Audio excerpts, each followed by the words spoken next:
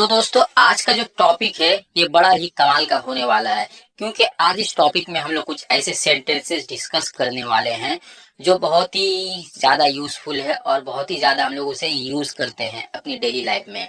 तो वो सेंटेंसेस क्या है, सबसे पहले सेंटेंस देखेंगे, उसके बाद वहां पे कौन सा एडवांस स्ट्रक्चर यूज करना है वो भी मैं बता दूंगा, और उसके बाद बाकी सेंटेंस जो बचे उसे कैसे इंग्लिश में ट्रांसलेट करना है और सबके मीनिंग भी मैं इस वीडियो में आपको बताने वाला हूँ। तो आपको वीडियो को कंप्लीट वॉच करना है, जरा भी स्किप मत करना है, क्योंकि अगर आप स्किप करोगे तो आपको सही से समझ में नहीं आएगा कि कैसे सेंटेंस बनाना है और एडवांस स्ट्रक्चर कहाँ पे यूज करना है। ठीक है, तो चलिए गाइस वीडियो को स्टार्ट करते हैं।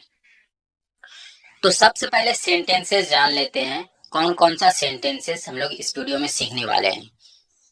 तो जैसे कि हम लोग ये सेंटेंस सीखने वाले हैं, मेरे फोन का रिचार्ज खत्म हो गया है, मैं करूं तो क्या करूं।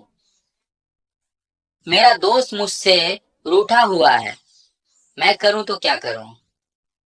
मेरे पास किताबें खरीदने के पैसे नहीं हैं, मैं करूं तो क्या करूं। फिर ऐसे भी बोलते हैं, आज मेरे पास लंच करने का वक्त नहीं है, मैं करूं तो क्या करूं।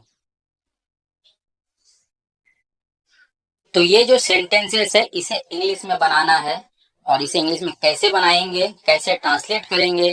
तो ये ट्रांसलेट करना एक स्ट्रक्चर के माध्यम से करेंगे, एक स्ट्रक्चर के थ्रू करेंगे। तो सबसे पहले वो स्ट्रक्चर क्या है वो जानेंगे हम लोग, उसके बाद ट्रांसलेट करेंगे। तो चलिए सबसे पहले जान लेते हैं वो स्ट्रक्चर क्या है। वो स्ट्रक्चर है, what should I do, what should I do if I do, what should I do if I do. इसका मतलब है मैं करूं तो क्या करूं, मैं करूं तो क्या करूं। तो जैसे मैंने सेंटेंस बताया है, हम लोग ऐसे बोला करते हैं, मेरा फोन का रिचार्ज खत्म हो गया है, मैं करूं तो क्या करूं। हम लोग ऐसे अपने आप से सवाल करते हैं, अक्सर किया करते हैं, मेरे भाई अभी तक घर नहीं आया, मैं करूं तो क्या करूं। तो ऐसे हम लोग अक्सर बोला करते हैं। तो ऐसे सेंटेंसेस को इंग्लिश में बनाना है। तो आपको कौन सा एडवांस स्ट्रक्चर यूज करना है, what should I do if I do. Okay, यहाँ तक आपको समझ में आ गया है।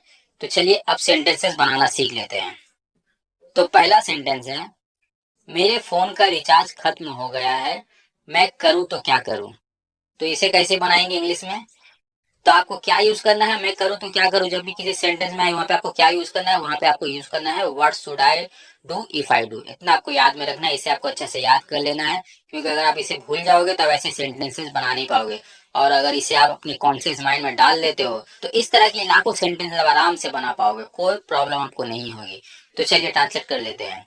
मेरे फोन का रिचार्ज खत्म हो गया है, मैं करूं तो क्या करूं। तो इंग्लिश में कैसे बनेगा, my phone recharge is over.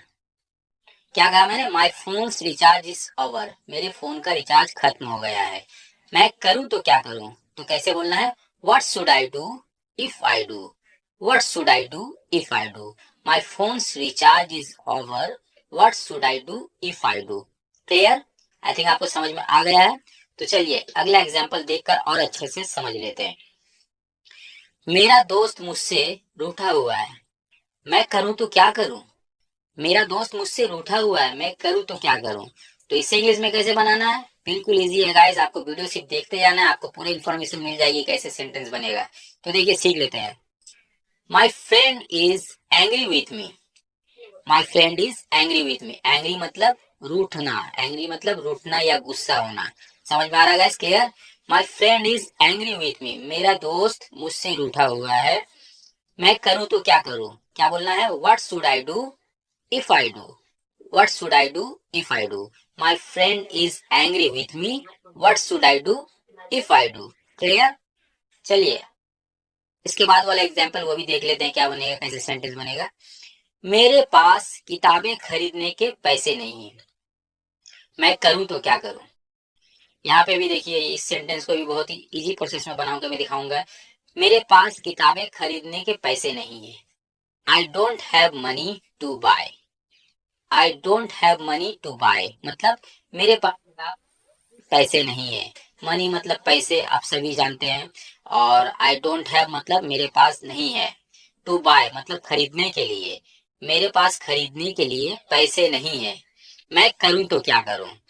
What should I do if I do, what should I do if I do, I don't have money to buy books, what should I do if I do. Clear? चलिए अब जो बचा है वो last example है। इसे देखने के बाद आपके पास पूरी तरह से क्लियर हो जाएगा कैसे what should I do if I do को यूज करना है। ठीक है, तो चलिए लास्ट वाला एग्जांपल भी देख लेते हैं। आज मेरे पास लंच करने का वक्त नहीं है, मैं करूं तो क्या करूं।